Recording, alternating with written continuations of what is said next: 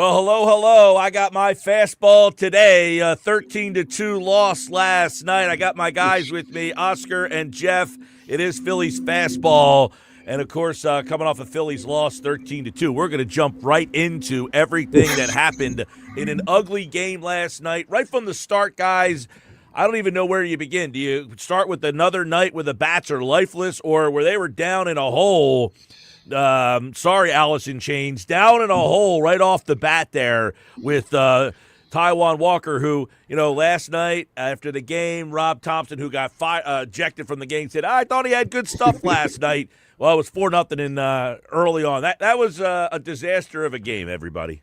Yeah, I mean, here are the numbers, man. The numbers are not pretty at all. I mean, it was pretty dreadful on both sides. I mean, if you look at everything, I mean, it's when you lose 13-2, you allow 17 hits.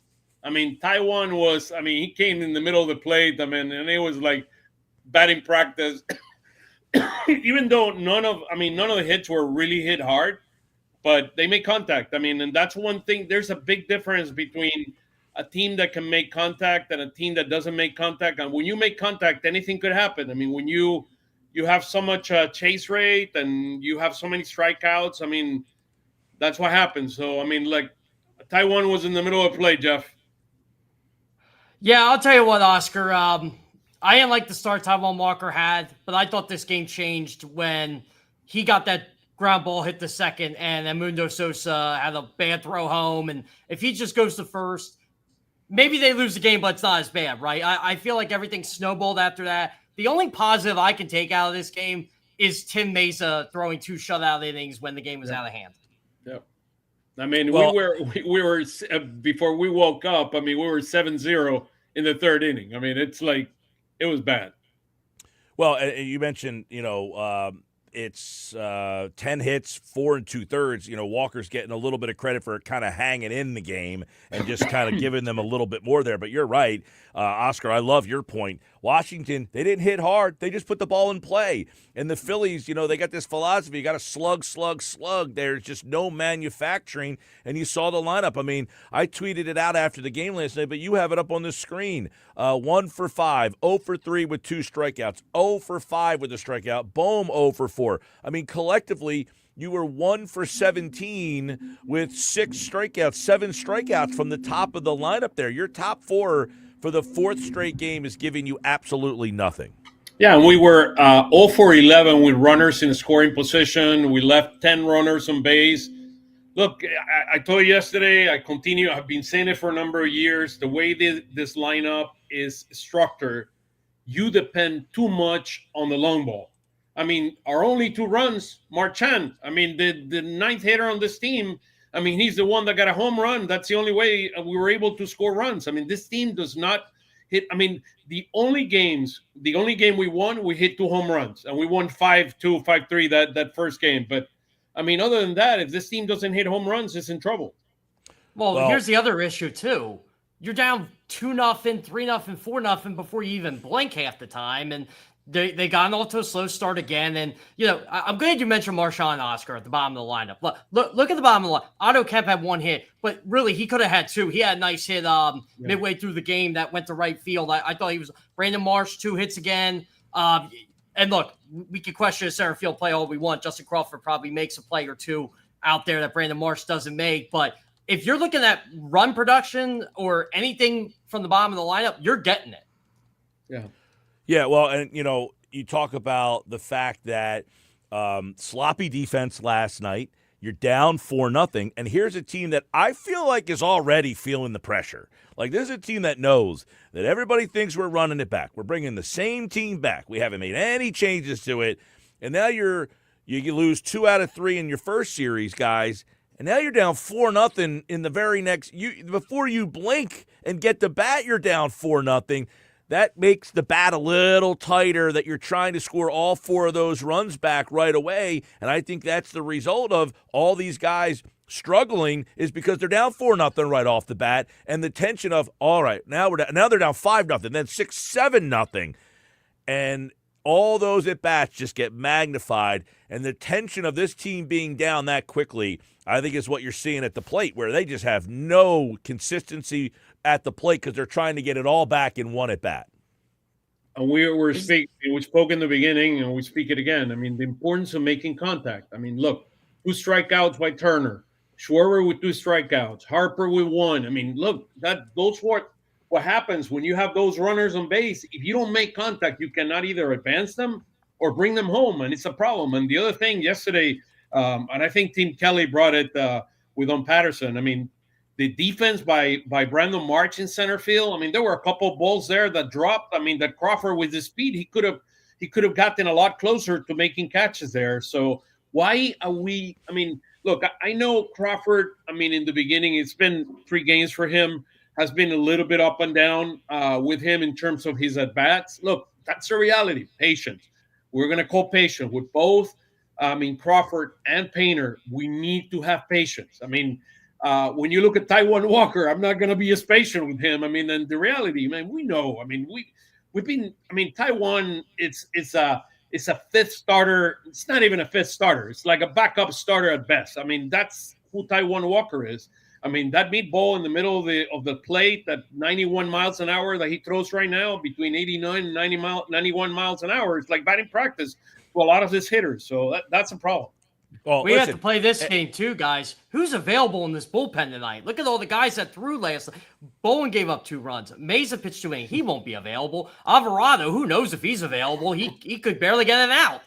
Dylan Moore pitched last night because you had to save guys. Like, you have to get a lead tonight early so you can go to Keller and go to Duran, and hopefully Painter can give you 5 or 6. I know we'll get the Painter in a bit, but I was just looking at their bullpen. It's I already feel it's taxed, and we're 4 games in. Yeah. Well, the other one is Keller. The other one, the only one that has pitched 1 game. Sorry, Oscar, you make a good point about Walker in that, hey, listen, he's making $18 million, and what's his role if Wheeler's ready to come back and Painter is the guy they keep? Walker essentially becomes an $18 million albatross. There's just no role for him. He's not a guy in the bullpen. He has not performed well in that role. He's kind of like a spot starter for you making $18 million, and that is a hole that this team has just really had lingering over them over the last couple of years. And when he gives you that kind of outing there, you know, that's tough to deal with. When you have a guy that, you know, you're begging him to stay through 4 2/3 just so you can save the bullpen, as Jeff said. That puts a lot of pressure on Andrew Painter in his debut now to throw a gem. He's got to try to save this bullpen in a game like this today. Not to mention, if he comes out and gives up a run in the first inning, let's say, because he's got a little jittery and he walks a guy and that guy comes around, and now you're down 1-0, you're right back behind the 8 ball again. Yep, that's the reality. I mean, look at the things where we are right now. So we're 2 games behind. That's not the biggest story. I mean, it's early. I wouldn't worry too much about the standings, but take a look at how many runs we're scoring, how many loans each in our division are being allowed by each of our opponents, and then where are we at right now in the differential? And our dear friend Roger McNamee mentioned that 11 of the minus 15 came in yesterday, which is true. I mean, that's kind of the reality of things. But look, we're scoring 3.5 runs per game, and we're allowing 7.3. I mean, that is ridiculous. You need to score more than 4 runs, and you need to allow less than 4 runs per game. Look where the Mets are, 5.5 and 3.8. It's the ideal world. I mean, and where the Nationals are, I mean, after beating us yesterday, 7.8 runs per game. They're allowing 4.8. We know their pitching is not that strong. So that should, I mean, that makes sense. But the Braves, 1.4 runs per game they're allowing. So and they're scoring 4.3. And then you get 3.5 from the Marlins and 4 on the Marlins allowing runs. So look, it's very, very early, but there's some concerning signs regarding what this lineup is, and particularly the back of our pitching staff with Taijuan there is very, very concerning. Here's where our hitting is. This is what I have a question about. Do we change the top of the lineup, like just because these guys aren't hitting right now? Do we just change it? I mean, the question is what? You put Stott in play yesterday, so you put him up. I mean, a hitting hit yesterday. No. I mean, you flip flop Harper and Schwarber, or you we said it about it yesterday. We talked about it yesterday. I do believe Harper should be the second hitter in this team, and see what happens. I mean, what's wrong with doing it? At least trying something different, or what Mike said about maybe bringing Baum and hitting Baum. I mean, third, and then bringing Harper up. Just move things around for the. This team needs to wake up. I mean, look at the strikeouts are beginning to mount on the right hand side. Turner with that big swing. I mean, five strikeouts. Schwarber with 8, and 5 for Garcia and Realmuto. Garcia got a couple of hits yesterday on a double, so that's a little bit of a sign. He's hitting the ball. It's just he chases a little bit more than I wanted to. I know, very unpopular opinion, and listen, I'm not saying that Turner was awful. He had he 5th in the MVP voting last year, by the way, which I was shocked to see. I just don't know what kind of impact Turner makes. Like, when he comes to the plate, does anybody say, all right, Turner's up, here we go? Like, there just doesn't feel anything impactful there. I don't know where you move him in the order. Do you move him back to 2? I think a lot of people would like to see Harper lead off, but he seems hesitant at doing that. How about Harper? We talked about maybe him 2, Schwarber behind him. Maybe that gets Harper some more pitches. But I think this Turner, Schwarber, Harper, I think these teams have really scouted and figured out ways to kind of get around them. And then you got Bohm as the protector, as I talked about on yesterday's show. I would try to get Bohm in either the 3 or the 2 hole, get him some protection, and maybe that gets him going. And then you're hoping that your $200-300 million guys start hitting on their own. You know, sometimes, hey, guys, you got to figure out a way to grind out an at-bat and get yourself going, and Harper's not doing that right now. Schwarber's not doing it either, by the way. He's not absolved. 8 strikeouts. Look at the number to the far right that you have up there, Oscar. 8 strikeouts for Schwarber already, but he kind of gets absolved sometimes because he hits the Schwarber bomb, and that's what we remember. And by the way, this is the guy you paid $30 million a year to be your DH, so this is it, right? Turner, you what are we in year 4 of the 11-year deal? Harper, we're in year 8. Yeah. This is what it is. Everybody gets mad at the little run it back thing, but you wanted these contracts. You wanted these guys signed. What did you want them to do? Where did you want them to change this lineup around? Stott didn't deserve to lose his job. Alec Bohm, you tried to move and you tried to sign Bo Bichette. He didn't want to come here. It's Brandon Marsh. He was fine last year. JT, guys, yeah, go ahead, Oscar. Yeah. I mean, the reality, 96 wins, guys. I mean, this team got us 96 wins last year. But you know what they'll tell you? They got worse every year because they are not watching. And they're older. And I'll buy you the point that they're older. And when they get older, they cannot read the pitches as fast. I mean, and all that. But the reality is that this team is going to hit. It's just very streaky. It's a very, very streaky team. And there's a lot of pressure on Topper. Go ahead, Mike. Go ahead. Let me ask you guys this question. I'm watching that game last night. It's a pitcher that no one's really ever heard of before, right? I mean, he was pitching in Japan last year. Yeah. Right, Foster Griffin pitching in Japan last year. He was a high prospect at one point. When I watched him last night, it felt like the young, travel ball team that faced, the old man wooden bat league team. And the young guys are dazzling and spin and off-speeding you to death. And the old guys are like, man, these young kids are really good. It just seems like, at what point does the Turner, Schwarber, Harper, Realmuto, their age all declining, all happen at the same time? This is where I will side with the fans on this, because last year they were old, right? Turner's what, 32? Schwarber's 32, 33. I got to look all this up now. Harper's 32. I mean, look, JT's 35. That's your core. That is an old core. This is why teams don't necessarily keep a lot of these guys for this long, the same core for this long, but it's hard to argue when the pitching gets better every year and you're winning more games. They're the only team, I think, since the 1890s to improve their win total for 7 straight years. And we're not counting the COVID year, obviously. And I think the other thing is, where's Stott? Where's Baum? Where's March? I mean, the development of those guys, I mean, they're to me, March cannot hit lefties, but he can hit righties very, very well. This team is now 1-0 against the righty, which was Evaldi, a very good pitcher, by the way. and then we're 0-3 against left-handed pitching. I mean, two of them are nobodies. I mean, or they haven't pitched in baseball in years. I mean, the guy that replaced DeGrom on the first game of the second game of the Texas series, and then the guy yesterday. I mean, nobody have heard of those guys. And we're getting to the fifth inning, and we haven't gotten even a hit. I mean, a base hit. So, look, this team is going to slug. We know that. I mean, last year we were like 14th in home runs in the first half of the year, and then we were second in the second half. So there's no doubt in my mind that this team is going to hit. It is getting older. There's no doubt about it. I mean, we cannot, close. And the question is, can the Crawfords of this world, can the Adam Millers of this world can come in and help kind of open the window again? I mean, we got Garcia. Well, Adam Miller's got to swing a bat first. Yeah, well, that's a different point for a different day. But look, we started it slow. I mean, this is not going to go, and I'll go through kind of quickly over kind of the stats a little bit. I mean, things are ugly. We're 18th in baseball in run scores per game, 27th in hitting. Again, it's only 4 games in batting average. OPS is 26. We're 7th against right-handed and 23 against left-handed pitching.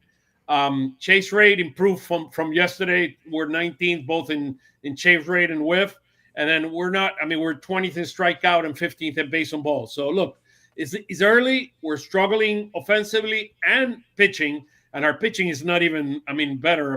Taiwan. Oscar, the OPS against left-hand, I'm glad you pointed that up because that was the one I was concerned about. The OPS versus left-hander, look, 435 is just abysmal. I don't care if it's 4 games it's or not. Abysmal. It's abysmal. And by the way, like you said, they played 3 games against lefties, essentially. Yep. And do we even know who's going for Washington yet? I know tonight's a bullpen game. It's a righty.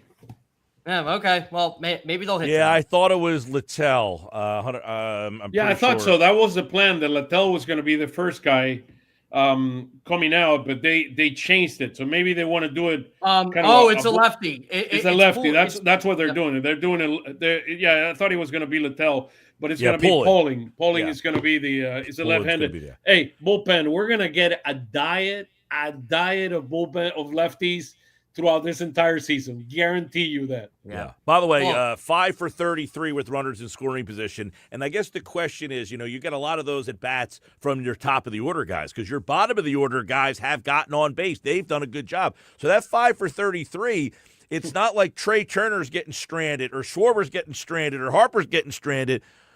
It's the bottom of the order guys that are getting stranded by those guys at the top of the order. Kemp is getting stranded. Brandon Marsh is getting stranded. Rafael Marchand. Yeah, it's Justin Cross. You're right. It's those guys, and that's what's hurting this offense right now. It's if you want to say it's the same thing as last year's postseason, this is where I'll agree with you. The big 3, Trey Turner, Kyle Schwarber, and Bryce Harper need to deliver. Well, here's the big thing, guys. Where's the line between it's a slow start and JT's 35, Harper's 33, Turner's 33, Schwarber's 33, and these guys are starting to hit a little bit of a decline. And what does a little bit of a decline mean to this order? I don't know. I think we're kind of seeing it with Harper now, don't you? Look, I'll wait a month, guys. Let's I'm with you, Oscar. I'm waiting a month with you. I'm waiting a month. With you too. Let's wait a month. Yep. Let's wait a month. Let's. But again, I think we kind of saw that with Harper last year. That's where I was going with that. Here's my biggest concern. This is the easiest part of the schedule. I was hoping that we start fast because this is the easier part of the schedule. Things are going to get. We're playing Colorado. We're playing the Nationals now. Then we're playing Colorado. We're going to San Francisco. I think San Francisco finally score a run. But they got their own problems. Like they're already crucifying their manager. Yeah, last night. I watched that game last night. It was funny. Castellanos hit a pop up to Bader, and I said, "Man, Castellanos pops up to Bader with Walker Buehler on the mound last night." But San Francisco. Bader had a home run last night. By the way, Bader got a home run. Yeah, he did. And I thought to myself, and Oscar, you brought this up earlier. Listen, Brandon Marsh is a left fielder. He is not a major league center fielder. Can you play him out there for a day? But to put him out there with your pitcher who's not your top of the rotation, you need everybody out there to try to help that guy out. And you put Marsh in center field, and he's not helping things when your pitcher is struggling to help you get out of innings. Boy, that's They where have got to come up with a better option if they need a backup center fielder for a day or two than playing Brandon Marsh out there. That's where Johan Rojas' suspension just destroys our friend Darwin's telling us to be positive. Okay, let's wait. We are being positive, aren't we? I think we're being kind of positive here. Hey, we all said we'll give him about a month, but I think this slow start is a fair thing to ask. Is this a perpetual possibility because of the ages?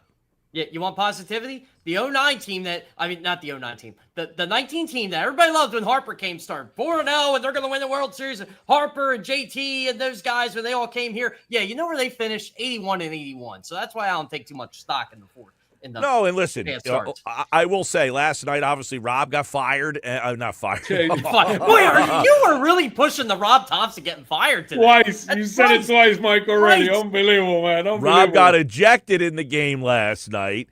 And he had a right to, by the way. And as soon as he got ejected, everybody almost on my timeline was like, and I'm not a Thompson hater by any stretch of the imagination. I love Rob Thompson.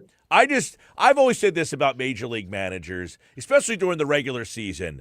You know, a lot of these lineups, they're kind of built in. You know, the front office gets together. They say, hey, it's all analytics. You got a right-handed pitcher tonight? Here's the lineup. You got a left-handed pitcher tonight? Here's the lineup. The manager is a lot more impactful, I think, in a postseason game than he is during a regular season game. I agree. Yeah. But as soon as Thompson got ejected last night, people were like celebrating that Don Mattingly was running the team last night, and everything went downhill after that. So I don't know that Don Mattingly's going to hit the magic button to get this team going either. Remember Don Mattingly managed the Marlins for a lot of years.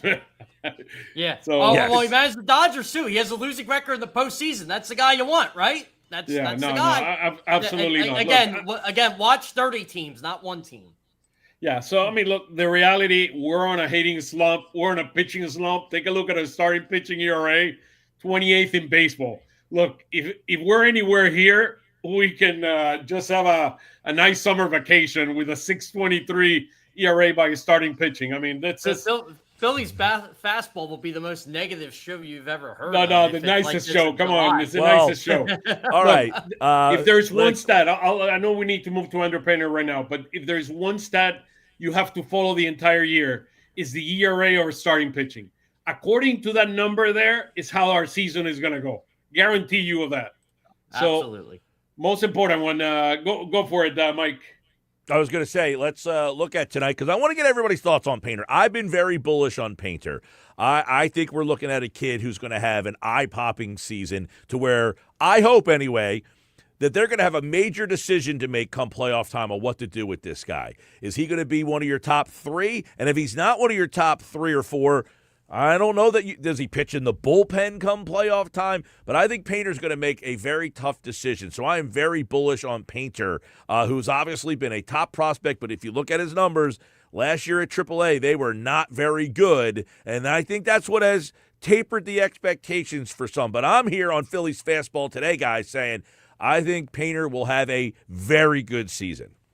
I think he will too, because the command looks back. I mean, that's just what I've evaluated through spring training.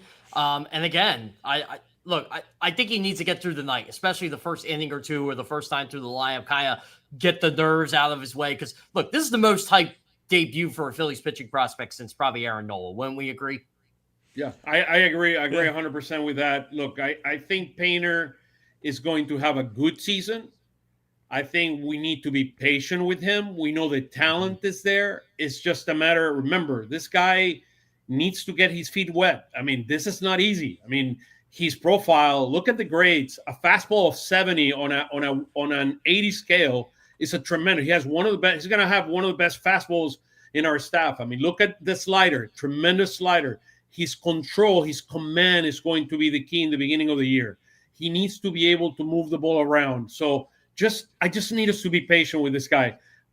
This guy's going to be our 5th starter throughout the entire year, in my opinion. I think he might have maybe a 4+ ERA in the beginning. He's going to allow a number of home runs. He allowed 18 home runs last year. But this guy has the talent to be an elite pitcher. This guy has Wheeler I mean, Wheeler type of talent all over him. We just need to be patient. I mean, and he's let's 22 support him years old through this process. Go ahead. By the way, I'll tell you Zach what. Wheeler didn't start off too well either in his career, Exactly. and look what he became. We just need to be patient. Wheeler obviously struggled with the Mets, and when he came over here, nobody thought he was going to become the pitcher that he has become in Philadelphia. Painter, by the way, I don't know that you can handpick a better lineup to face for your opening day. I mean, the Washington Nationals filled with guys that no one's ever heard of before, and so this should help. Colorado Rockies. How about that? The Colorado Rockies. Yeah, probably. By the way, his spring, for those of you out there, Painter, 4 games, a 2.31 ERA, a 0.77 WHIP, which is phenomenal. That's Cy Young material there.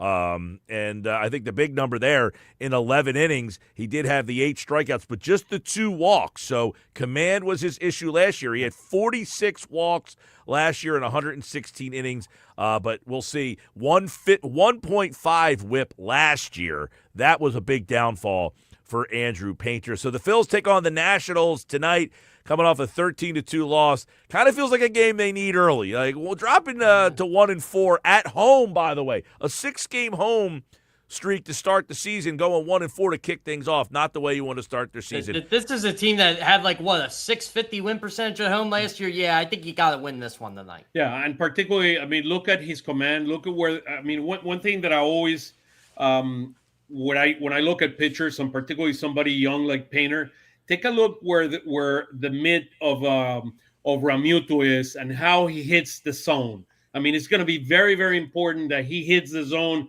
in the very beginning, and having a couple of good innings is going to go a long way into getting this guy the confidence that he needs as he start his major league career, MLB debut for Andrew Painter.